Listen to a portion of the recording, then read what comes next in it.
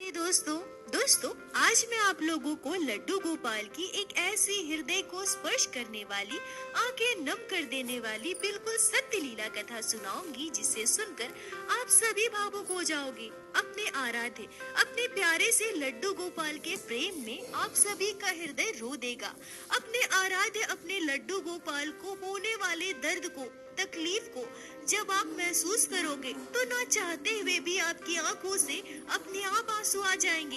दोस्तों, जिन भक्तों के घर लड्डू गोपाल विराजित नहीं होते और वो बाल गोपाल को अपने घर लाकर उनकी सेवा करना चाहते हैं, ऐसे भक्तों को हमेशा यह शिकायत होती है कि भगवान हमारे घर आ ही नहीं रहे हैं। हम लड्डू गोपाल को घर लाना तो चाहते हैं, उनकी सेवा करना चाहते हैं, पर लड्डू गोपाल हम पर कृपा नहीं कर रहे, वो अपनी सेवा हमें नहीं दे रहे। पता नहीं हमसे ऐसी कौन सी गलती हुई है, कौन सा ऐसा पाप हुआ है जो बार बार अनेकों प्रयासों के बाद भी कोई न कोई अड़चन आ ही जाती है और हम लड्डू गोपाल को अपने घर नहीं ला पाते हैं। तो दोस्तों, इसके लिए सबसे पहले यह जान लीजिए कि आप कभी भी लड्डू गोपाल को अपने घर नहीं ला सकते। हम मनुष्यों में इतनी सामर्थ्यता नहीं है कि हम लड्डू गोपाल को अपने घर ला सके। जब तक बाल गोपाल की आप पर कृपा नहीं होगी, वो आपसे सेवा लेना नहीं चाहेंगे, तब तक आप लाख प्रयासों के बाद भी उन्हें अपने घर लाकर उनकी सेवा नहीं कर सकते हैं। पर दोस्तों, दूसरी बात अगर मैं आप सभी से कहूँ तो आप सभी को यह लगता है कि आप अपने ठाकुर जी के लिए तड़प रहे हैं, रो रहे हैं, पर बाल गोपाल आपके घर नहीं आ रहे हैं। पर कभी आपने यह सोचा है कि हमारे ठाकुर जी को हमारे घरों तक आने से पहले कितने दुख को झेलने पड़ते हैं, कितनी तकलीफों से गुजरना पड़ता है, तब एक सुंदर विग्रह के रूप में वो हमारे घर आते हैं। दोस्तों, आज की यह लीला कथा पूरे सच्चे मन से, आंखें बंद करके, पूर्ण विश्वास के साथ महसूस करके सुनिएगा। आप सभी को यकीन दिलाती हूँ, आप सभी की आंखें बाल गोपाल के लिए रो देगी। जब आप अपने ठाकुर जी के साथ घटने वाली इन घटनाओं को आंखें बंद करके करुणा भाव से सुनिएगा तो आप अपने आंखों के आंसू नहीं रोक पाओगे। दोस्तों, वीडियो को पूरा अंत तक अवश्य सुने। आशा करती हूँ आज की यह लीला कथा आपके हृदय को स्पर्श करेगी। दोस्तों, आज की यह लीला कथा वर्षों पुरानी है। एक गाँव में एक लोहार रहा करते थे। लोहार मतलब जो लोहे की वस्तुएं बनाते हैं, लोहे का काम करते हैं। वो लोहार बहुत ही सीधे साधे सरल स्वभाव के व्यक्ति थे। भगवान श्री कृष्ण के परम भक्त थे।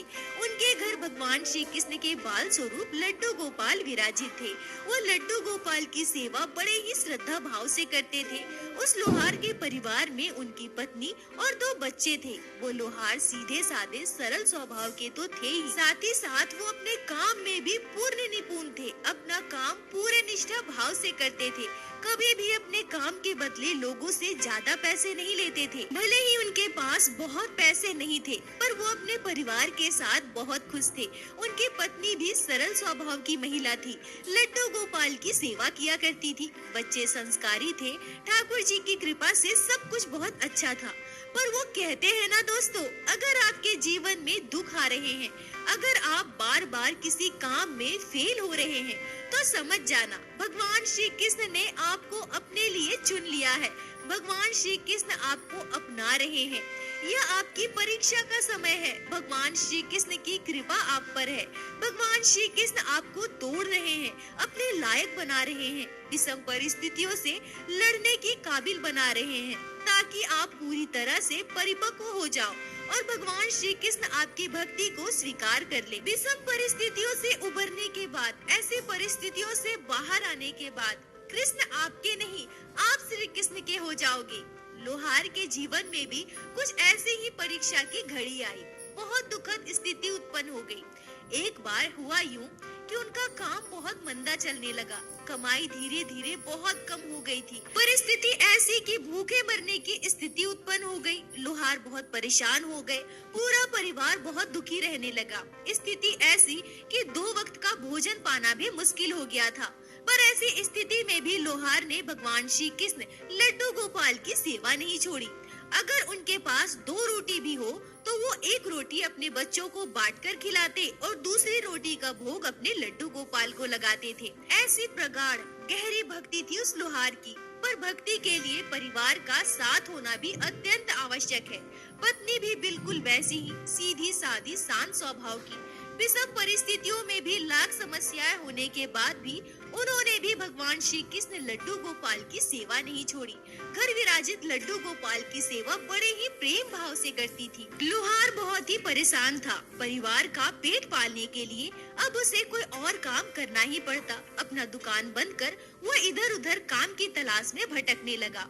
पर उसके सामने सबसे बड़ी समस्या यह आ रही थी कि वो बस अपने काम में ही निपुण था। इसके अलावा उसे कोई और दूसरा काम नहीं आता था। तो 4 दिन इधर उधर भटकने के बाद भी उसे कहीं काम नहीं मिल रहा था। तब उसने सोचा कि ऐसे तो नहीं चलेगा, कोई ना कोई काम का बंदोबस्त तो करना ही पड़ेगा, नहीं तो मेरे बच्चे भूखे मर जाएंगे। मैं एक काम करता हूँ, पड़ोस के गांव में जाता हूँ, वहाँ मूर्ति बनाने की फैक्ट्री है। मैं भी लोहार हूँ, लोहे का काम जानता हूँ, मुझे ज्यादा दिक्कत नहीं होगी। मैं वहाँ काम अच्छे से कर लूँगा। जाकर देखूँ तो शायद वहाँ मुझे कोई काम मिल जाए। यह सोचकर वो लोहार अपने पड़ोस के गांव में काम ढूंढने चला गया। लोहार उस मूर्ति बनाने की फैक्ट्री में पहुँचे और वहाँ पहुँचकर उन्होंने फैक्ट्री मालिक से बात की।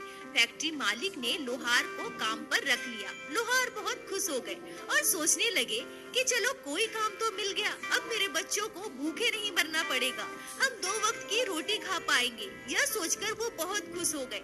बार बार अपने लड्डू गोपाल को धन्यवाद देने लगे। अपने कान्हा से कहने लगे, कान्हा तुम्हारा बहुत बहुत धन्यवाद जो तुमने मेरे लिए काम का बंदोबस्त कर दिया।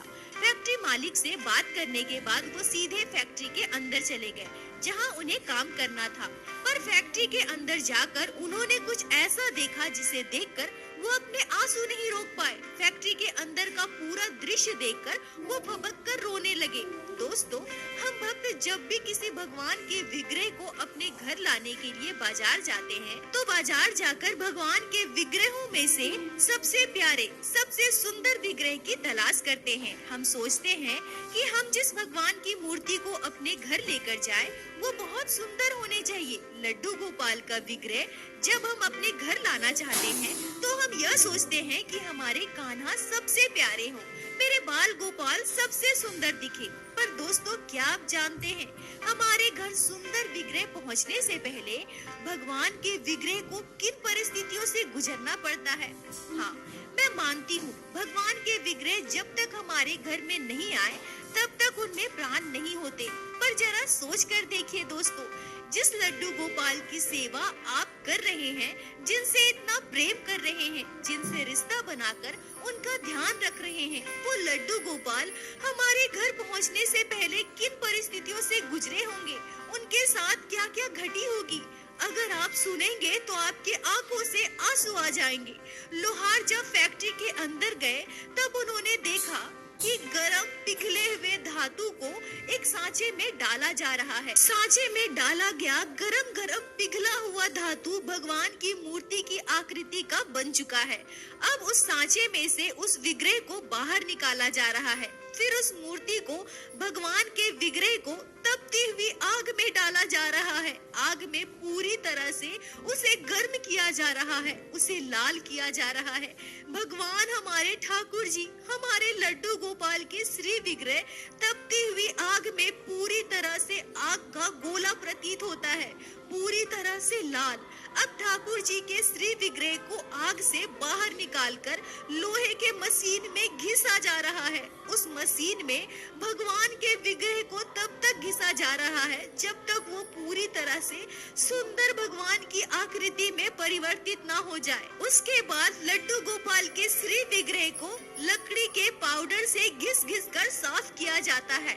इतना मसल कर रगड़ा जाता है, घिसा जाता है कि लड्डू गोपाल या अन्य भगवानों का विग्रह पूरी तरह से साफ हो जाए। फिर केरोसिन के तेल में भगवान के विग्रह को डुबोया जाता है ताकि वो पूरी तरह से चमक जाए।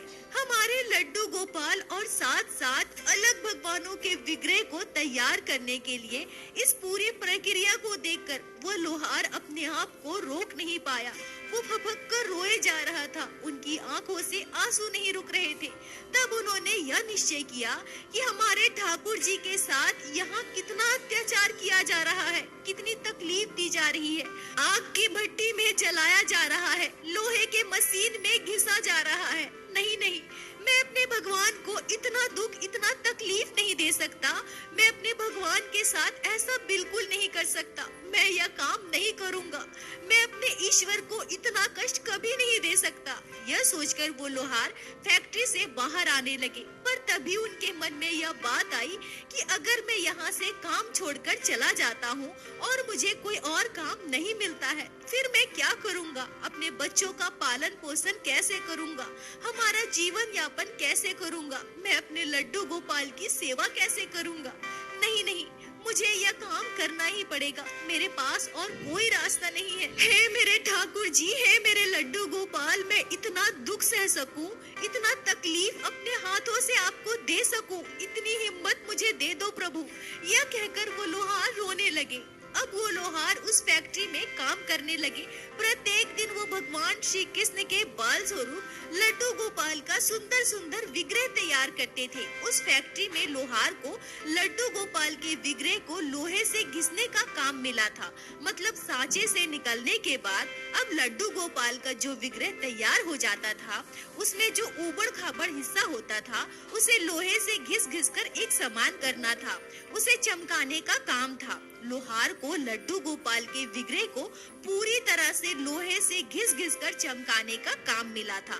पर वो कहते हैं ना, भगवान अपने भक्तों के आंसू कभी नहीं देख सकते, अपने भक्तों को दुखी नहीं देख पाते। बिल्कुल उसी तरह से एक भक्त भी अपने भगवान को कभी भी अपने हाथों से कष्ट नहीं दे सकते, यहाँ तक कि कष्ट देने का सोच भी नहीं सकते। उनके ठाकुर जी को जरा भी दर्द हो, जरा भी तकलीफ हो, यह एक भक्त कभी भी बर्दाश्त नहीं कर सकता। पर वो लोहार मजबूर थे, उन्हें यह काम करना ही था। परिवार का पेट पालने के लिए उन्हें अपने भगवान, अपने ठाकुर जी के साथ यह अत्याचार करना पड़ रहा था। वो लड्डू गोपाल के श्री विग्रह को लोहे से घिस घिस कर साफ करते थे। लोहे से घिस घिस कर लड्डू गोपाल के विग्रह के ऊबड़ खाबड़ अंश को एक समान करते थे। तब वो लगातार रोते थे, उनके आंखों से निरंतर आंसू बहते थे। वो इतना रोते थे कि उनके आंखों के आंसू से लड्डू गोपाल का विग्रह पूरी तरह से भीग जाता था। उन्हें इस तरह से रो रो कर लड्डू गोपाल का विग्रह तैयार करते हुए उस फैक्ट्री के दूसरे मजदूर प्रत्येक दिन देखा करते थे। प्रत्येक दिन जब उस फैक्ट्री के दूसरे कर्मचारी उस लोहार को ऐसा करते देखते थे, तो एक दिन फैक्ट्री के कर्मचारियों ने मालिक को यह बात बताई। उन्होंने अपने मालिक से कहा कि प्रत्येक दिन जब भी लड्डू गोपाल की मूर्तियों को वो लोहार घिसता है, तो उसकी आंखों से लगातार आंसू बहते हैं। वो रो रो कर भगवान की मूर्तियों को बनाता है। वो इतना रोता है कि उसकी आंखों से भगवान का विग्रह पूरी तरह से भीग जाता है। प्रत्येक दिन वो ऐसा ही करता है और यह देखकर हमें बिल्कुल भी अच्छा नहीं लगता। अब कर्मचारियों के मुंह से ऐसी बातें सुनकर फैक्ट्री के मालिक तुरंत उस लोहार के पास पहुँचे और फैक्ट्री के मालिक लोहार से पूछते हैं कि तुम प्रत्येक दिन ऐसा क्यों करते हो?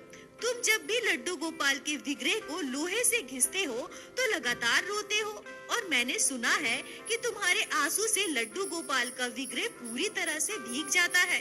तुम क्यों लड्डू गोपाल के विग्रह को अपने आंखों के आंसू से जीवित कर देते हो, उनमें प्राण भर देते हो? तब वो लोहार रोते हुए फैक्ट्री मालिक से कहता है, मैं क्या करूं? मैं निरुपाय हूँ।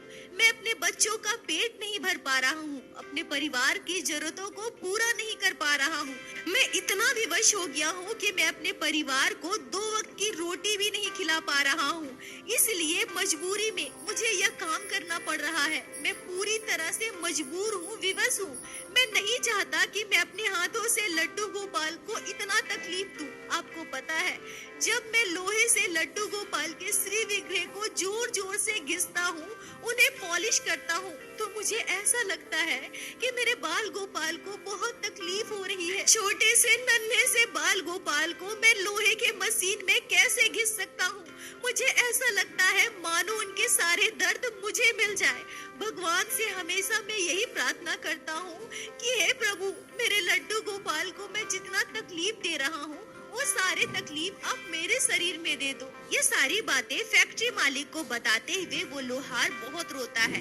तब फैक्ट्री मालिक मालिक उस लोहार के पास बैठ जाते हैं, उनका हाथ पकड़ लेते हैं और उनसे कहते हैं, देखो तुम बहुत बड़ी गलती कर रहे हो। तुम्हें पता है जिन्हें तुम घिस घिस कर मूर्ति के रूप में तैयार कर रहे हो, जिसे आग की भट्टी में तपाया जा रहा है, केरोसिन के तेल में डुबोया जा रहा है, लकड़ी के पाउडर से घिसा जा रहा है, वो बिल्कुल पूरी तरह से निर्जीव है। अभी उनमें प्राण नहीं आए हैं।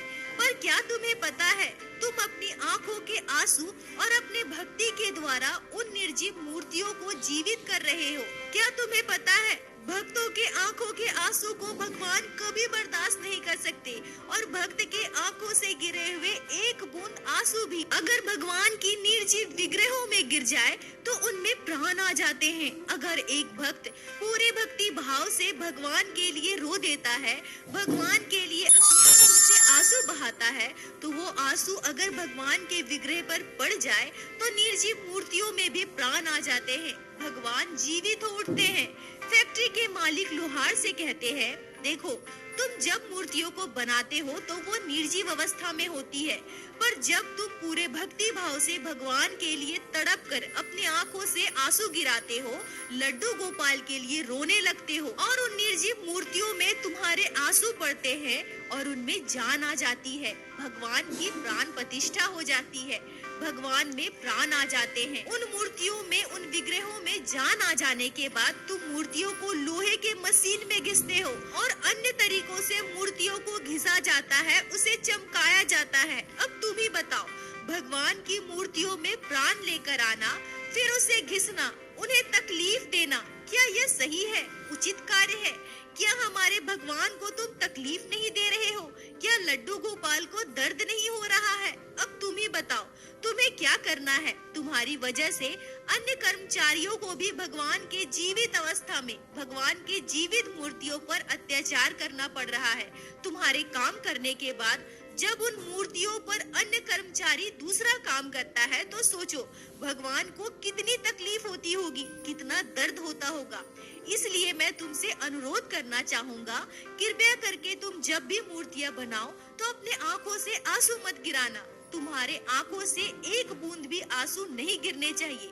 अगर मैं आज के बाद कभी भी सुना कि तुम भगवान की मूर्तियों को घिसते समय, उन्हें बनाते समय रो रहे हो, तुम्हारे आंखों से आंसू गिर रहे हैं, तो याद रखना तुम्हें मैं काम से निकाल दूंगा, फिर तुम्हें कभी भी यहाँ काम करने नहीं दूंगा। उसके बाद फैक्ट्री मालिक कहते हैं कि तुम क्या सोचते हो, लड्डू गोपाल के लिए बस तुम्हारे मन में ही श्रद्धा भक्ति है?